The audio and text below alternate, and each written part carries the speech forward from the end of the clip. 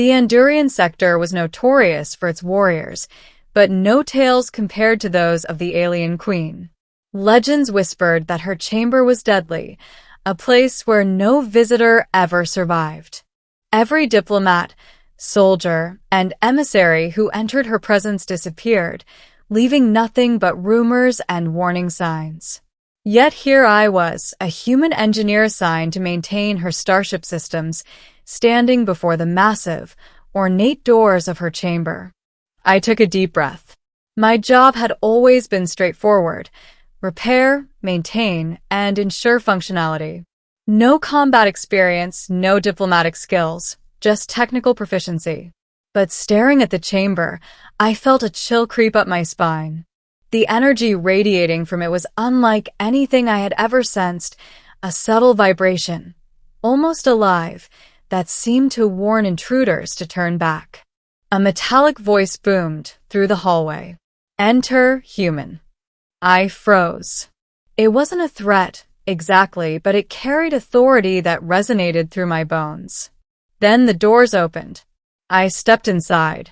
The chamber was vast, impossibly high, and bathed in shifting colors from energy fields that hummed along the walls. At the center stood her, the alien queen. She was breathtaking, tall and regal, with armor that seemed to merge with her very skin. Her violet eyes locked onto me, assessing, calculating. "You are human," she said, her voice low and sharp. "And you are here. Most who entered do not leave alive. Why should I spare you?" I swallowed. I am here to maintain the starship systems, Your Majesty. That is all. I mean no offense. Her eyes narrowed. Most humans beg. Most humans plead. Most humans die. She took a step closer, each movement precise and terrifying. "And yet you do not tremble." I guess I just focus on my work," I said, trying to keep my voice steady. For a moment, she studied me silently. Then she did something unexpected. She smiled. Not a warm smile, but a hint of curiosity, as if she found my composure intriguing.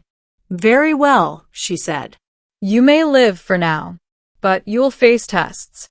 And if you fail, the chamber will claim you, as it has claimed all others." I nodded, heart racing, and followed her deeper into the room. The floor shifted beneath my feet, panels sliding open to reveal pools of glowing energy. Walls pulsed with alien symbols that I could not comprehend. Each step I took felt like stepping into a living puzzle, every movement monitored. The first test was simple in theory: repair the energy conduit powering the chamber's shields. I knelt beside a console, tracing wires and recalibrating circuits. The energy pulsed violently, threatening to overload. My hands shook, but I focused. Sweat dripped down my forehead. The queen observed silently, her gaze piercing. A slight nod from her, and I realized I had passed the first trial. Relief flooded me, but I knew better than to celebrate. This was only the beginning. The second trial was far more dangerous. Panels in the floor slid away, revealing pits filled with energy blades swinging in unpredictable patterns. The queen's voice echoed, "Navigate without harm or perish." I swallowed hard. My training didn't include agility courses, and yet every instinct screamed to move. Timing, rhythm, calculation. I had to rely on every ounce of intuition I possessed. I ducked, leapt, and rolled, narrowly avoiding the swinging blades. Several times, sparks grazed my suit, sending jolts of pain through my body. But I kept moving, adrenaline sharpening my senses. When I reached the end, panting and bruised, the queen's expression softened, just a fraction. "You endure," she said. "Few humans have the courage or skill to survive even the simplest test." "Impressive." I bowed slightly. "Thank you, Your Majesty." The final trial was the most unsettling. A massive holographic projection filled the chamber, depicting my deepest fears: failure, abandonment, insignificance. Each illusion felt real. Shadows moved like predators, voices whispered accusations, and I felt my courage faltering. But I remembered the Queen's words, the stakes, and the countless warnings about the chamber. I had to stay focused. I forced myself to step forward, one deliberate step at a time, ignoring the illusions, trusting my mind and heart. My breathing steadied. The projections flickered and dissolved. The chamber was silent, save for the Queen's steady gaze. "You have faced your fears," she said softly, "and survived. You are remarkable." I exhaled, relief washing over me. "I didn't expect to impress you, Your Majesty." She tilted her head. "Few humans would survive my chamber. Fewer still would face it without fear consuming them. You are different." For the first time, she stepped closer, less a warrior and more a ruler, intrigued by this unexpected human. "Tell me," she said, her voice gentler now, "why do you not fear me?" I smiled faintly. "Because I focus on what I can control. And I know my mistakes don't define me. They teach me." Her expression softened, and she did something I never expected. She extended her hand. "Few can claim to leave here alive. Fewer still can claim my respect. You, human, have both." I took her hand cautiously. The energy of the chamber seemed to shift, almost acknowledging my survival. For a moment, the alien queen was not a threat, but a partner, an equal in that strange, pulsing room. Over the next few weeks, our interactions changed. I was no longer merely a technician. I became someone she sought counsel from, someone whose presence she tolerated, then enjoyed.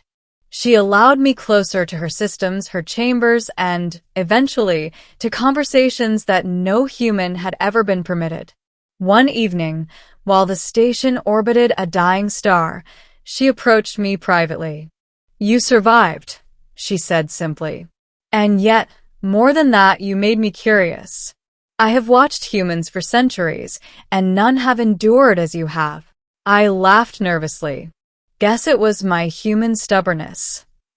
She tilted her head, her violet eyes softening. "Perhaps.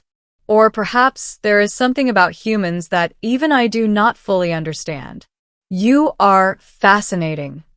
Months later, the chamber became less a place of terror and more a symbol of our unusual bond. She never stopped being the alien queen, and I never stopped being a human outsider.